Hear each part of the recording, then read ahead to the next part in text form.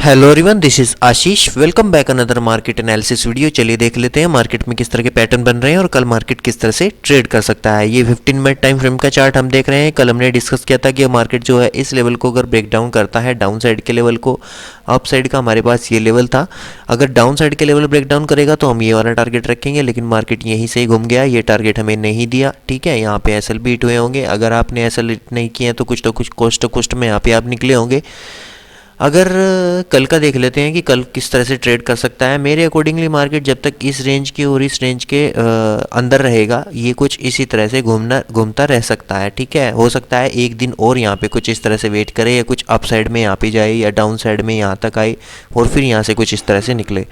तो हम कल के लिए किस तरह का प्लान रखेंगे उसके लिए इस बारे में डिस्कस कर लेते हैं। पहला हमारे पास लेवल निकल के आता है डाउन साइड का। ये जो लेवल हमारे पास निकल करके आता है 24,580 का। अगर मार्केट फ्लैट खुल करके इस लेवल पे, अगर मार्केट फ्लैट खुलता है, इस लेवल को डाउन साइड में ब्रेक डाउन करता है, तो पहला टारगेट जैसा यहाँ पे है, ये टारगेट रिटेस्ट करने के लिए मार्केट आ सकता है 24,500 के लेवल को। ठीक है, ये हमारे पास लेवल निकल करके आ सकता है। तो छोटे मोटे टारगेट आप रख सकते हैं। अभी क्वांटिटी या तो कम कर सकते हैं, या टारगेट आप छोटे कर सकते हैं, क्योंकि अननेसेसरी नहीं तो यहाँ पे एसएल जो है वो हिट होते रहेंगे आपके। तो या तो टारगेट छोटा रखो या फिर क्वांटिटी कम रखो। ठीक है, तो जब तक ये इस रेंज से बाहर नहीं निकलता, ये वाली रेंज, तब तक आप कोई बड़ा ट्रेंड है वो प्लान नहीं कर सकते, वो चाहे अप साइड में हो या डाउन साइड में हो। जैसे मैंने बताया, अगर इस लेवल को यहाँ पे मार्केट जो है ब्रेक डाउन करता है, पहला टारगेट ये वाला रखेंगे, बस यहीं पे अपना प्रॉफिट जो है मैं बुक कर लूँगा। आगे नेक्स्ट टारगेट अपना प्लान नहीं करूँगा जब तक कि डेली टाइम फ्रेम में डाउन साइड में जाकर के क्लोजिंग नहीं देता। अगर मार्केट यहाँ से अप साइड में निकलेगा तो एक ट्रेंड लाइन यहाँ पे दिखाई दे रही होगी कुछ इस तरह से। ठीक है, अगर इस लेवल को ये अप साइड में ब्रेकआउट करने की कोशिश करेगा, ये लेवल हमारे पास निकल के आता है 24,650 का, तो पहला टारगेट हम ये वाला प्लान करेंगे 700 का यहाँ पे। ठीक है, और दूसरा टारगेट फिर 800 का निकल जाएगा। अगर ये इस रेंज को यहाँ पे जो एक ट्रेंड लाइन आ रही है, अप साइड से भी एक ट्रेंड लाइन आ रही है, यहाँ पे भी एक ट्रेंड लाइन थी। ठीक है, एक यहाँ पे भी एक ट्रेंड लाइन आ रही है ये वाली, अगर ये अप साइड में निकलेगा तो ये टारगेट हमें यहाँ तक का दे सकता है 750, 700, 800, ये वाले टारगेट अप साइड में हमें देखने के लिए मिल सकते हैं, अगर फ्लैट खुल के मार्केट अप साइड में निकलना स्टार्ट कर देता है तो। अगर फिर से मार्केट गैप डाउन खुला तो मैं प्राइस एक्शन का वेट करूँगा। ठीक है, मैं तुरंत सेल नहीं करने वाला, लगभग 15 मिनट प्राइस एक्शन का वेट करूँगा मैं, कि 15 मिनट में किस तरह का टारगेट जो है वो प्राइस एक्शन हमें बनता दिखाई दे रहा है।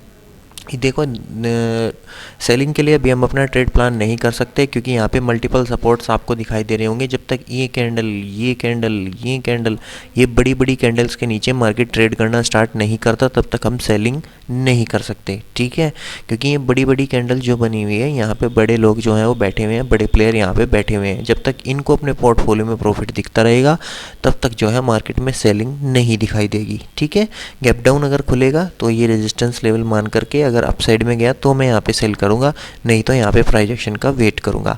अगर मार्केट गैप अप खुलता है तो मैं बाइंग के लिए प्लान करूँगा। ठीक है, वैसे भी हमारा प्लान जो रहेगा वो 650 के ऊपर बाइंग का रहेगा। ठीक है, अगर फ्लैट खुले या गैप अप खुले, गैप अप खुलेगा तो मैं वेट करूँगा। अगर ये यहाँ से लेकर के यू टर्न लेने लगा तो फिर मैं यहाँ पे बाइंग साइड में अपना ट्रेड प्लान करूँगा, क्योंकि मार्केट का जो ओवरऑल मोमेंटम है वो क्या है, बाइंग का है। मार्केट यहाँ पे साइडवेज रहा है, साइडवेज होकर के फिर अप साइड में निकल सकता है।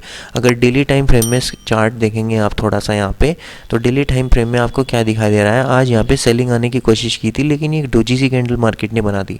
देखो, जब भी मार्केट में सेलिंग आनी होती है टॉप लेवल से, अगर मार्केट यहाँ तक पहुँच गया था, टॉप लेवल से तुरंत सेलिंग आ जाती है यहाँ तक या यहाँ तक। ठीक है, फिर यहाँ से मार्केट सपोर्ट फाइंड आउट करता और कुछ इस तरह से अप साइड में निकलता।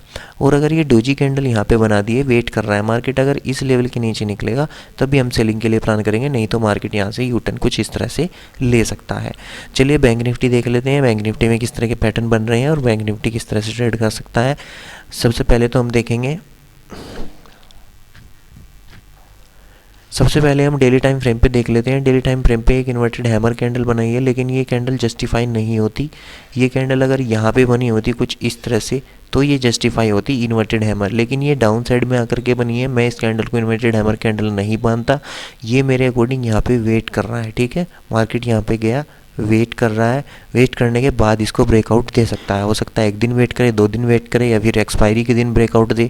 तो जिस भी दिन ये ब्रेकआउट या ब्रेकडाउन देगा, हम उस दिन जो है इसमें अपना अच्छा खासा जो है डायरेक्शनल ट्रेड जो है वो प्लान कर सकते हैं। हाँ, डाउन साइड में मल्टीपल टाइम टेस्ट हो चुका है लेवल जो आप देख रहे हैं यहाँ पे ऑलमोस्ट 5 टाइम तक ये वाला लेवल जो है वो टेस्ट हो चुका है। ठीक है। अगर मार्केट फ्लैट खुलता है, ये यहाँ पे फ्लैट खुलता है, फ्लैट खुल करके अगर इस लेवल को ब्रेक डाउन करता है तो पहला टारगेट हम यहाँ तक का प्लान करेंगे, 53,200 तक का, 150 तक का, ठीक है। ये वाला टारगेट हमारा होगा। यहाँ पे अपना पार्शियल प्रॉफिट बुक कर लेंगे। अगर यहाँ पे होल्ड करके डाउन साइड में गया तो ठीक है, हो सकता है यहाँ से ये रिटर्न ले।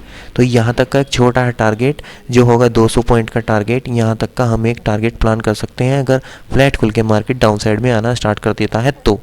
अगर मार्केट यहाँ से खुल के अप साइड में निकलने लगा तो सिंपल प्लान रहेगा हमारा, जैसे ही यहाँ पे खुल करके वेट होकर के अगर वेट करके अप साइड में निकलने लगा तो पहला टारगेट मैं अपना यहाँ तक का प्लान करूँगा, जो डे हाई है 53,780 का, ठीक है। ये वाला टारगेट हमारा फर्स्ट टारगेट रहेगा और दूसरा टारगेट फिर 800 का हमारा यहाँ पे निकल करके आ जाता है, क्योंकि मार्केट यहाँ पे एक रेंज बाउंड मार्केट है, रेंज में ट्रेड कर रहा है।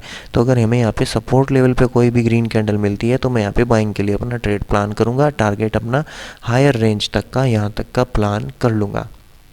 अगर मार्केट गैप डाउन खुलता है तो यहाँ से लगा के यहाँ तक सेलिंग आ चुकी होगी, एक पुल बैक आएगा पहले, ठीक है। तो यहाँ एक पुल बैक में हम ट्रेड प्लान कर सकते हैं। पहला टारगेट ये वाला रखेंगे, सेकंड टारगेट यहाँ तक का प्लान करेंगे 4,500 तक का, पहला टारगेट 300 350 तक का यहाँ तक का प्लान कर सकते हैं। उसके बाद अगर मार्केट यू टर्न लेगा तो फिर डाउन साइड में अपना ट्रेड प्लान कर सकते हैं।